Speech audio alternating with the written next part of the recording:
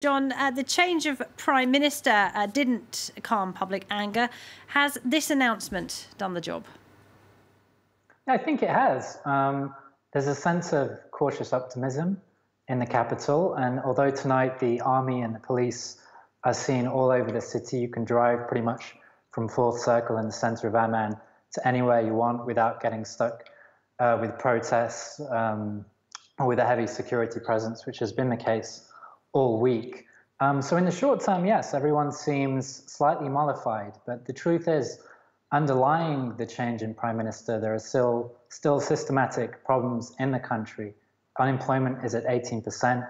The carrying capacity of the state in regard to providing water and energy and looking after the 1.3 million Syrian refugees that have entered over the past few years, all of these problems still exist.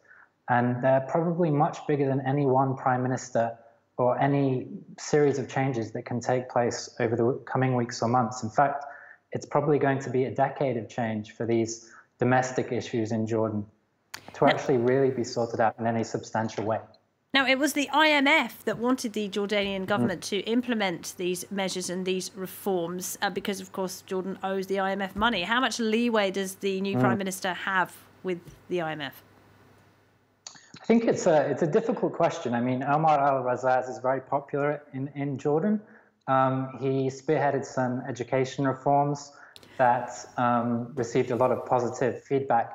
At the same time, he has a World Bank pedigree, and I imagine that pedigree might give him some advantages when talking with and liaising with the IMF on how Jordan's loan going forward will be renegotiated.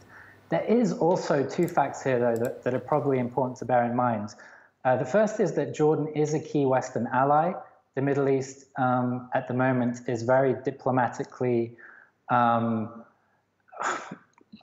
unsure with the relationship with Saudi Arabia and the Trump administration really shaking things up, as well as the Jerusalem move, as well as the recent pulling out of the Iran deal. So I imagine the international community wouldn't want to upset Jordan too much in regard to the IMF loan.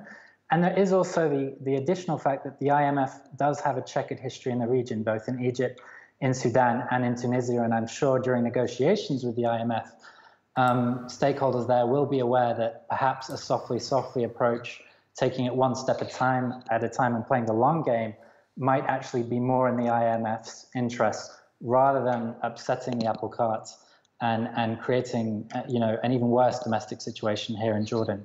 John Lilywhite in Amman, thank you very much indeed.